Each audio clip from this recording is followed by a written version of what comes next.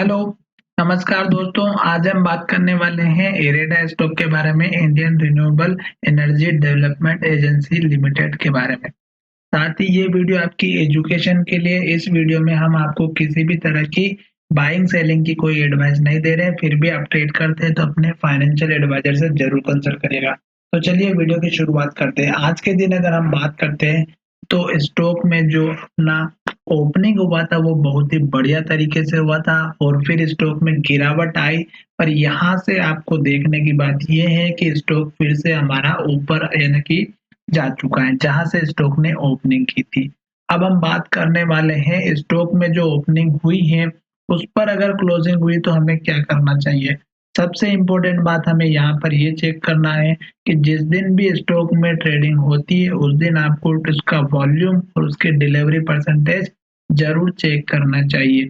साथ ही यहाँ पर ये भी चेक करते रहना चाहिए कि स्टॉक हमारी जो वॉल्यूम के साथ स्टॉक बढ़ रहा है या नहीं बढ़ रहा है, इस बात का भी ध्यान रखना चाहिए। साथ ही यहाँ पर एक और इम्पोर्टेंट बात बताने वाला हूँ कि स्टॉक में गिरावट तो हुई थी पर क्लोजिंग कहाँ पर हुई ये सबसे इम्पोर्टेंट मैटर करता है और पिछले कैंडल के ऊपर क्लोज हुआ है या नीचे क्लोज हुआ है, इस बात का भी ध्यान रखिएगा। सबसे इम्पोर्टेंट यहाँ पर मैंने 4-5 पॉइंट जो बताए वो आपको ध्यान में रखना है।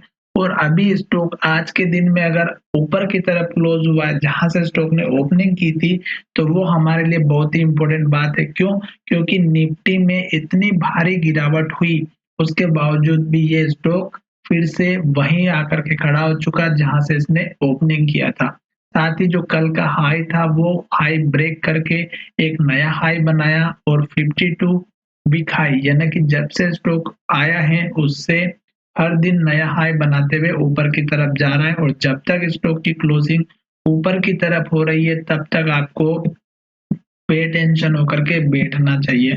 अब हम यहाँ पर बात करते हैं स्टॉक के सपोर्ट लेवल की। तो सपोर्ट लेवल की अगर हम बात करें तो स्टॉक ने जो पिछला हाई बनाया था वो यहाँ पर बनाया, फिर इस हाई को ब्रेक किया और हर एक दिन इसने ग्रीन कैंडल बनाए और यहाँ जाकर स्टॉक ने रेड कैंडल बनाए। तो यहाँ पर हमें सतर्क होना था, ठीक है।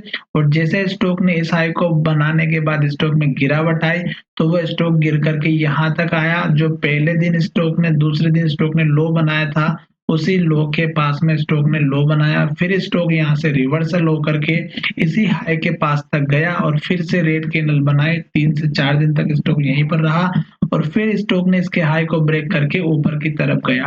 तो अब आज देखेंगे तो स्टॉक में बहुत भारी गिरावट थी निफ्टी में जिसकी वजह से गिरावट आई, अदरवाइज ये स्टॉक ऊपर की तरफ ही रहता कंटिन्यू में। तो अभी आपको ध्यान में क्या रखना है कि जब तक स्टॉक ऊपर जा रहा है, हाई ब्रेक कर रहा है, नई कैंडल बना रहा है, नए नए हाई बना रहा है, तब तक आपको वेट करना है। एटलीस्ट जब तक रेड कैंडल ना बने कुछ इस तरह से तब तक आपको एटलीस्ट बैठे रहना है। साथ ही मैंने पुराने लेवल से आपको बता दिए थे पुराने वीडियो के माध्यम से, या फिर भी आपको दिखा देता हूँ कि जो पुराने हमारे लेवल्स होते हैं जैसे कि इसका हाई, इस कैंडल का हाई, इस कैंडल का लो, ये सभी इम्पोर्टेंट लेवल्स होते हैं। क्योंकि जब भी स्टॉक ऊपर जाता है उसके बाद नीचे जरूर आता है और उस केस में हमें सपोर्ट ले देखना बहुत ही जरूरी है। और अगर हम बात करते हैं इस कैंडल के लो का जो हमारे लिए आने वाले समय में बहुत ही इम्पोर्टेंट काम करेगा जो 154 रुपए का, तो ये 154 रुपए का जो लेवल है ये कभी हमारे लिए सपोर्ट का काम कर सकता है। चलिए वीडियो को यही विराम करते हैं और मुझे आशा है कि आपको कुछ न कुछ स्टॉक में मैंने जो आपको बातें बताई वो शायद समझ में आई होगी। और अगर आपको समझ में आया और आपने स्टॉक ले रखा है तो चैनल को सब्सक्राइब करें और दोस्तों के साथ शेयर करना बिल्कुल भी ना भूलें।